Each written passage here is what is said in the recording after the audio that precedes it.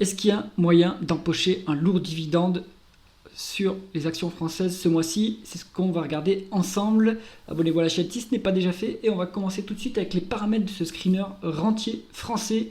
Alors, on se met sur les sociétés qui se négocient en France. Elles ne sont pas forcément toutes éligibles au PEA, donc attention à garder en tête. Capitalisation boursière minimale de 500 millions d'euros pour avoir un peu de liquidité et un rendement du dividende à 6%. Voilà, très peu de critères. Je vais essayer de passer assez rapidement sur chaque action et je vous donne mon avis d'un point de vue rentier et perspective dividende. Alors, on va enlever le prix, les colonnes auxquelles on va s'intéresser ici, ça va être uniquement... en fait, ce qui vous intéresse ici, c'est uniquement le niveau du dividende, le rendement du dividende et sa soutenabilité. Donc, pour regarder ça, on va juste vérifier que les entreprises sont un minima rentable, pas trop endettées, et que le payout ratio est pas trop élevé en termes de free cash flow. Attention. Si en bonus, on a du rendement d'actionnaire aussi qui peut être intéressant. Allez, on commence tout de suite. Donc, moi, je vous dis, je ne peux pas investir dans les banques. Je n'aime pas ce type d'industrie. Mais si vous pouvez investir dans les banques, les dossiers que vous avez ici, BNP, Crédit Agricole, c'est intéressant. Hein. Donc, alors, il n'y a pas de payout ratio d'affiché, dommage. Mais rendement du dividende à 6% et il y a des rachats d'actions sur BNP en tout cas. Vous êtes sur ces sociétés qui ne peuvent pas faire faillite, hein, c'est des banques too big to fail, pardon. Elles ne sont pas trop chères payées, en plus vous avez des codes sur actifs sensibles sur BNP. Donc pour les deux ici, moi je pense que ça se valide d'un point de vue dividende pour qui peut investir dans une banque. Ensuite Engie, on passe parce qu'il y a l'État qui est actionnaire de cette entreprise et le dividende est en plus versé à crédit, donc non, je ne valide pas Engie. Stellantis à l'écart, hein, le secteur auto c'est trop dangereux, c'est trop cyclique. Et en plus on a des free cash flow négatifs, donc dividende versé à crédit, donc plutôt à l'écart. Carrefour, ils ont décidé de verser un dividende assez monstrueux sur cette année et d'arrêter les rachats d'actions parce qu'il y a une taxe exceptionnelle sur les rachats d'actions, donc plutôt gros dividende à s'attendre. Alors le payout ratio ici il est élevé à 83%, mais les free cash flow sont plus élevés que les bénéfices nets. Carrefour, il y a une énorme marge de sécurité, on ne se traite pas très cher en termes de multiples, et on est cash-tête en plus. Donc moi je pense que c'est un dossier qui se regarde. Hein. D'un point de vue dividende, c'est même value, c'est intéressant Carrefour. FDJ, moi je suis plutôt à l'écart, c'est un secteur qui est régulé, en plus on a l'État au capital, donc j'aime pas du tout ce secteur, je suis plutôt à l'écart. Maintenant d'un point de vue dividende, c'est un payout ratio qui est élevé, hein, 82%, donc voilà. Et il y a de la dette en plus, donc plutôt à l'écart. Ensuite les rates, j'aime pas les rates, j'en suis plutôt à l'écart. Maintenant si vous pouvez investir dans les rates, pourquoi pas, allez regarder de votre côté. Covivio, Score, pareil, les assurances, secteur financier, moi je me méfie plutôt, je veux une décote sur actifs tangibles pour regarder du Score, donc là c'est pas le cas. Le rendement du dividende, il est à 6,8%, ce qui est intéressant. Et le payout ratio, alors il est indiqué à 8000%, ça c'est étrange. Donc il faudra vérifier la soutenabilité en normalisant en fait. Vous prenez 5 ans de bénéfices nets et vous regardez à combien c'est, à hauteur de combien a été versé le dividende pour évaluer si c'est soutenable. Donc Score plutôt je passe, hein, moi j'aime pas les assurances. Valorec, donc là c'est une recovery, très belle société. On est sur du cash net maintenant, hein, donc en plus on a une bonne rentabilité.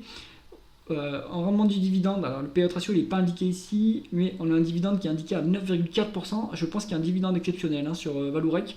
Donc quasiment 10% du market cap de 4,3 milliards. Donc il doit y avoir 400 millions de dividendes versés. Par rapport au bénéfice net, c'est quand même assez élevé et je pense que c'est plus élevé que les free cash flow. Donc ça a été versé en partie à crédit. Donc vérifiez ce qui est indiqué pour Valorec pour l'année en cours. Ça, c'est peut-être le rendement du dividende pour l'année en cours. Donc, je pense qu'ils auront les free cash flow pour verser ce niveau de dividende. En tout cas, Valorec, bon petit dossier qui s'est désendetté. C'est un dossier value. En plus, les multiples sont relativement bas. Donc, ça se regarde. Covivio Hotel, bon, je passe. Là, c'est plutôt aussi pareil. C'est une rate en fait. Ensuite, Ruby. On est sur la distribution d'énergie. Je suis actionnaire de l'entreprise et j'ai analysé pas mal cette boîte sur la chaîne. Donc, vous pouvez aller voir les vidéos. Le payout ratio est un peu élevé en fait sur Ruby, mais les free cash flow sont en train de remonter, donc ça baisse un petit peu ce payout ratio qui reste élevé. L'augmentation, en fait le dividende est en augmentation régulière, mais de plus en plus faible. On n'a plus que 2,5% d'augmentation du dividende sur 2025, donc c'est de plus en plus faible. Maintenant, moi je la joue plutôt pour une perspective value. Pour ce qui est une perspective dividende, bon c'est intéressant, mais attention, il ne faut pas s'attendre à ce que ça augmente beaucoup. Ça peut même, si l'échec stratégique sur Photosol continue, ce dividende va pouvoir même baisser, hein. Donc à surveiller. C'est pas pépère comme dossier, hein. C'est plutôt une situation spéciale. Alors ensuite, Carmila, on est sur une rate, pareil, vous avez un payout ratio qui est 54%, free cash flow équivalent bénéfice net, je pense que c'est intéressant d'un point de vue dividende. Ensuite, Coface, on est sur l'assurance, il n'y a pas de décote sur actifs tangibles, donc pas de marge de sécurité, on se paye un peu cher. On est sur un dividende de 8%, c'est quand même assez élevé, mais le payout ratio est très élevé également, 76%.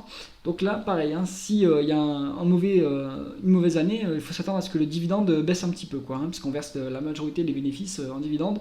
Donc pourquoi pas pour qui peut investir dans une assurance, mais ça me paraît un peu risqué. Altarea, pareil, c'est une rate.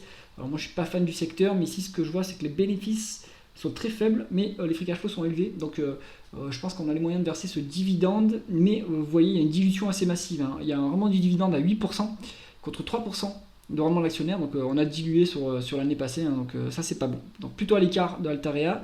SES, on est sur, alors ils mettent média ici, mais ça c'est l'opérateur, ce sont des satellites en fait, SES. Donc c'est une recovery, c'est pas du tout tranquille pour un rentier, hein. Les multiples sont très bas parce qu'on est en train de se retourner sur le dossier. Il y a un petit peu de dette, mais pas énormément. On a fait une perte sur l'année écoulée, il n'y a pas les free cash flow, il faudra aller vérifier si les free cash flow sont positifs. Mais moi je pense que c'est trop risqué pour un rentier, même s'il y a un rendement du dividende qui est facialement élevé. Donc plutôt à l'écart. Esso, on est sur le raffineur, un des raffineurs français, c'est plutôt une situation spéciale. Mais c'est pas trop risqué comme dossier, il y a une bonne marge de sécurité puisque vous avez 10% de décote sur les actifs tangibles et les multiples sont relativement bas, hein. Vous avez une montagne de free cash flow qui est générée, vous êtes à moins de 4 fois les free cash flow. Comme ça appartient à ExxonMobil en fait, et il y a disons qu'il y a un litige avec les actionnaires minoritaires parce que Exxon ne tient pas du tout compte des intérêts des minoritaires. Bon, il va y avoir des dividendes spéciaux qui vont être versés sur Esso, donc je trouve ça pas mal. En plus, c'est un peu value, vous avez une marge de sécurité. Le payout ratio ici, il ne faut pas le prendre en compte, ce qui compte c'est les free cash flow, hein, sur Esso, qui sont très élevés. Donc Esso, pourquoi pas, hein, pour le dividende. Ensuite, Anta Infrastructure, donc là c'est plutôt une rate, hein, je crois aussi, ils mettent Capital Market. Bon, je vais passer ce dossier, je connais pas. TF1, on est sur du coup, la chaîne télévision numéro 1, ça c'est un très très bon dossier rentier, hein, TF1, il n'y a pas de croissance, hein, mais les multiples sont quand même très bas, hein, 3,5 en valeur d'entreprise sur EBITDA, quand même, c'est pas cher payé, une rentabilité qui est quand même là, hein, et on a un dividende de 7,4% avec 8,3% de rendement d'actionnaire, donc bonne rémunération d'actionnaire au global, hein, un payout ratio qui est à 60%, mais attention, les free cash flow sont plus bas que les bénéfices nets, donc méfiance sur ce niveau de versement du dividende, il va pouvoir potentiellement, il baissera potentiellement par la suite. Donc bon, je pense qu'on peut s'attendre à quand même avoir un minimum de 5% de rendement du dividende sur TF1. Donc pas si mal. Moi je pense que c'est un bon dossier pour un portefeuille entier. Ensuite ICAD, donc là c'est pareil, c'est une rate, on a fait une perte sur les 12 derniers mois. Bon, l'immobilier, ouais, moi je suis plutôt à l'écart, hein, même si bon, je vais parler des rates au-dessus, mais il faut aller dans le détail au cas par cas pour voir quels sont les actifs, etc., pour savoir si c'est soutenable, parce que les dividendes seront toujours élevés vu que les rates, donc du coup ce sont des sociétés immobilières cotées, ont une obligation de verser une bonne partie de leurs résultats en dividendes, donc ils vont le faire quoi qu'il arrive, mais c'est pas forcément soutenable. Donc voilà, ICAD en plus, ça n'a pas l'air terrible vu les multiples ici, et vu les ratios affichés, donc plutôt à l'écart. M6, là pareil, c'est comme TF1, hein, c'est un bon dossier dividende, on a des multiples qui sont bas, hein, vous avez une marge de sécurité, vous avez une bonne rentabilité, il n'y a pas de croissance évidemment, hein, c'est un secteur qui est trop mature maintenant, mais vous êtes cash net sur M6, donc il y a un peu plus, comme sur TF1 d'ailleurs. Donc vous avez une bonne marge de sécurité, le rendement du dividende est affiché à 10%, ça me semble un peu élevé, hein, je ne sais pas si ça va être ça sur 2025, mais le payout ratio, il a 93%, c'est quand même très élevé. Après, j'ai l'impression qu'ils piochent dans leur trésorerie en fait pour verser le dividende. Et pourquoi pas du coup, parce que en fait, le cash qui dort, qui sert à rien, même s'ils touchent des intérêts sur ce cash, ils devraient quand même le rendre aux actionnaires, hein, via du dividende ou du dividende ordinaire, un dividende spécial. Donc je pense que c'est le cas pour M6. Pour moi, c'est un bon dossier rentier. Vous n'aurez pas forcément toujours du 9%, hein, même à ce niveau de valorisation, mais bon, vous pouvez vous attendre à avoir du 5-6% sans trop de problème sur TF1 et M6. Hop Mobility, on est sur l'équipementier auto qui est en train de faire une transition vers une autre activité. J'aime pas ce secteur du tout, c'est trop cyclique. Ils sont trop sous pression des constructeurs auto. Donc moi, je pense que pour un rentier, il y a mieux à faire, plutôt à l'écart. Électricité de Strasbourg. Donc là, on est sur un producteur d'électricité de niche un peu. On est sur un dividende qui est à 7,6%, de rendement. Attention qu'il y a de la dilution quand même, pas mal de dilution. On est finalement qu'à 5,4% de rendement d'actionnaire. Hein, donc ça c'est un peu dommage, ça neutralise le dividende. Maintenant le payout ratio est à 41%, mais des free cash flow un peu plus bas que les bénéfices nets. Bon, je pense qu'on doit être à 50% de payout ratio en termes de free cash flow.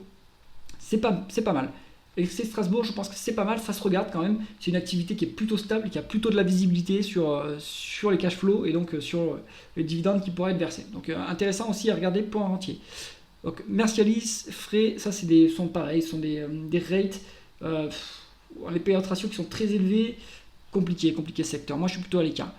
Morel et Prom, donc j'en suis actionnaire, je l'étudie en détail sur la chaîne, hein, vous pouvez aller voir les vidéos. Pour moi, je pense que c'est pas un bon dossier pour un rentier. C'est plutôt c'est cyclique, c'est plutôt un dossier value. Hein. Regardez-moi ces multiples. Là, on a 2,1 fois la valeur entreprise sur EBITDA, 4,2 en ratio court-bénéfice, 7,5 en ratio court free cash flow.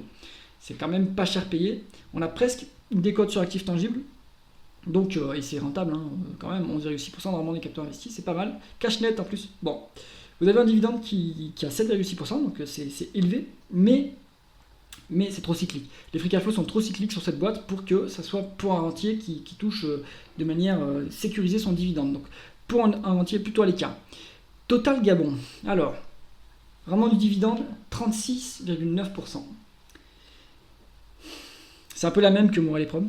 C'est cyclique, ils sont au Gabon, il y a un risque plutôt géopolitique, mais le niveau de dividende est tel que même si vous le baisse, vous aurez quand même une marge énorme. Attention que là, ça inclut un dividende un dividende spécial, hein, mais à minima, en organique, vous êtes sur du 10%. Ça peut, pour un entier, ça peut se faire. Hein. Morel et Prom un peu moins, puisqu'ils sont un peu plus exposés géopolitiquement, mais Total Gabon, ils ont beaucoup de cash en fait en réserve. Les multiples sont aussi très très bas, hein. Une valeur entreprise sur EBITDA de 0,4, franchement, c'est pas cher payé. Ils ont 30% de décote sur actifs tangibles. Si c'était éligible PEA, je l'aurais dans mon PEA à la place de Morel et Prom, mais bon, c'est pas éligible PEA, hélas, c'est du compte titre ordinaire seulement. Donc, bon, Total Gabon, pour le coup, pour un rentier, ça va être intéressant. Si, à mon avis, vous la gardez 4-5 ans, sur les 4-5 ans, vous aurez complètement remboursé votre prix d'acquisition avec uniquement les dividendes. Donc, ça se regarde. Allez, Manitou ensuite, on est sur les spécialistes des chariots élévateurs. On est sur un dossier value, voire deep value, pareil, on a 10% de décote sur actifs tangibles et des multiples de valorisation qui sont faibles. Pourtant, la rentabilité est là et la dette a baissé, hein, elle était plus élevée que ça auparavant. Vous avez 6% de rendement du dividende, mais pareil, c'est une boîte qui est cyclique, donc méfiance sur la stabilité des dividendes et sur la stabilité des free cash flow du coup. Donc j'aurais du mal à conseiller pour un rentier. Ça c'est plutôt pour moi, pour l'investisseur value. Ensuite, alors, Indosuez Wealth Management, donc là c'est plutôt de la gestion c'est de la banque privée. Je ne connais pas bien ce dossier, donc plutôt j'ai passé mon tour là-dessus. Ensuite, Groupe Crit, on n'a pas toutes les datas, c'est dommage, mais c'est du service de travail temporaire, donc de l'intérim. Pareil, c'est trop cyclique à mon avis pour que ça soit intéressant pour un rentier, donc il vaut mieux éviter le dossier. Et ensuite, Kaufmann et Broad, c'est pas Household Durables, c'est de l'immobilier. La promotion immobilière, secteur un peu en difficulté en ce moment, même si Kaufmann et Broad s'en sortent pas trop mal, mais donc plutôt à l'écart du secteur. Alors maintenant, je réponds à la question, qu'est-ce qu'on met en portefeuille si on est un rentier ? Eh ben, diversifier déjà, on peut avoir une dizaine de lignes, et est-ce qu'on a 10 dossiers là-dedans qui sont intéressants ? Regardons ça, hein. Donc, disons qu'on peut investir dans une banque. Moi, je pense qu'on peut mettre Crédit Agricole et BNP Paribas. Hein. Ça, de toute façon, c'est ultra régulé, c'est très stable, ça ne bougera pas. Vous pouvez mettre ces deux-là sans problème. Ensuite, je pense que vous pouvez mettre du Carrefour. Donc ça nous en fait 3. Vous pouvez mettre du SO, ça nous en fait 4. Vous pouvez mettre du TF1, ça nous en fait 5. Vous pouvez mettre du Métropole Télévision, ça nous en fait 6. Électricité de Strasbourg, ça nous en fait 7. Vous pouvez mettre Total Énergie Gabon, mais ça ne sera pas en PEA. Donc ça vous en fait 8 et voilà. Et après à voir au cas par cas, peut-être que vous pouvez mettre du rubis. Mettez quand même du rubis, je pense, ça peut être intéressant. Bien sûr, c'est pas un conseil d'investissement. Hein. Donc ça vous en fait 9. Et vous pouvez mettre... ouais, là j'aurais du mal. Allez, à la rigueur, vous pouvez mettre du FDJ, mais à contre-cœur. Hein, je vous donne ça parce qu'il y a l'État au capital et c'est un secteur qui est régulé. Donc là, vous avez 10 dossiers qui peuvent vous constituer un portefeuille rentier avec un rendement de minimum 6,5%, minimum 6%. Donc pas mal, hein, si vous avez un portefeuille de 200 000 euros, allez 240 000 euros, vous mettez allez, 300 000 euros, disons, du 6%, vous avez vos 18 000 euros annuels minimum. Après, il faut enlever la flat tax, évidemment. Bon, ça vous fait quand même un petit revenu sympathique, hein, plus de 1 000 euros par mois. Donc voilà, pourquoi pas. J'espère que cette revue vous a intéressé. Si c'est le cas, mettez un pouce vers le haut et pensez à vous abonner à la chaîne. A bientôt.